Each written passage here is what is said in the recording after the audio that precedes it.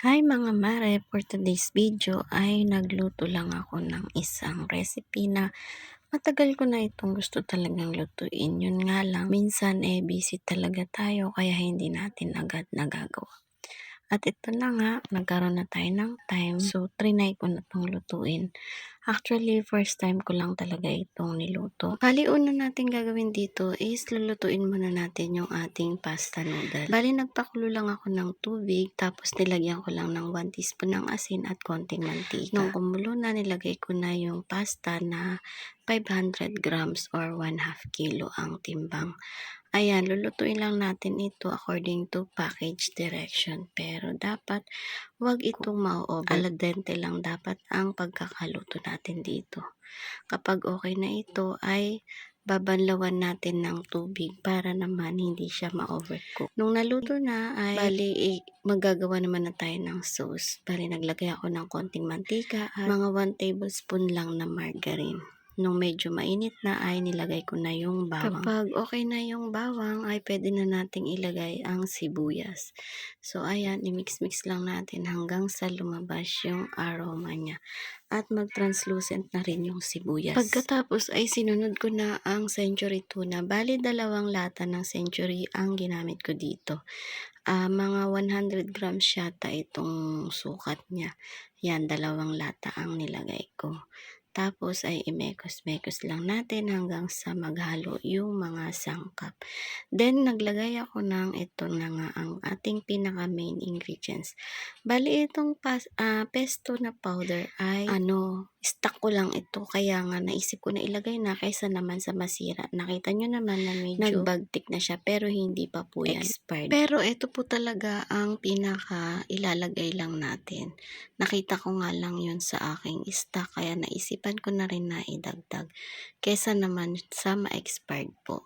Bali 2 kasing klase yung nabibili na pesto mixture. Meron yung mixture nga na yun yung nilagay ko na siya na liquid. Yung isa naman is powder.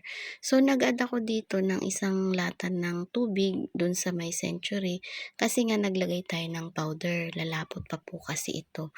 Then naglagay din ako ng isang 250 ml na all-purpose cream. Kahit anong klaseng all-purpose ay pwede naman.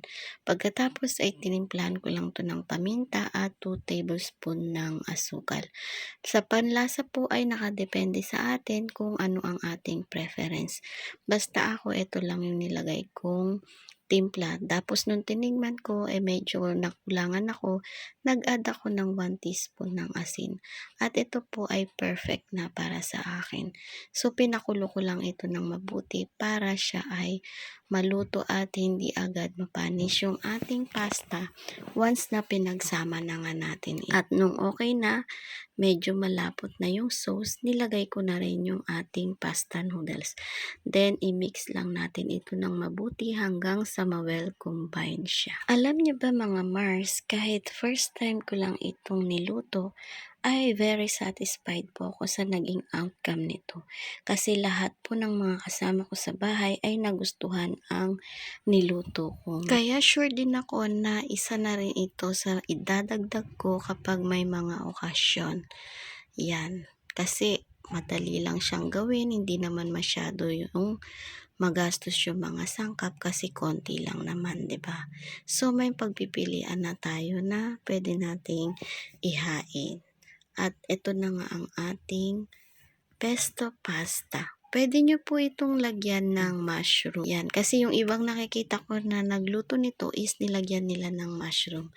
Yun nga lang kasi walang available dito sa bahay, kaya ito lang ang nilagay ko. Pero happy kami sa naging outcome dahil napakasarap niya at napaka-creamy. At ito pa ang isa sa nagdagdag ng lasa niya. Nag-add ako ng grated cheese. Yung grated cheese ay pwede nyo na rin ihalo doon sa sauce bago nyo ilagay yung pasta at pwede nyo rin naman siyang pang toppings. Nasa atin na rin yun kung ano ang ating gagawin. At iyan lang po ang ating for today's video mga Mars. Sana ay itry nyo po itong gawin. Hindi naman masyadong magastos ito at I'm sure na magugustuhan din ninyo once na sinubukan niyo. Hindi ko na lang naipakita sa inyo yung ginawa naming taste test kasi nga lahat kami is nag-enjoy na sa pagkain nito. Sana po ay mayroon na naman akong maidagdag sa inyo. Bye-bye po until my next vlog. Happy cooking!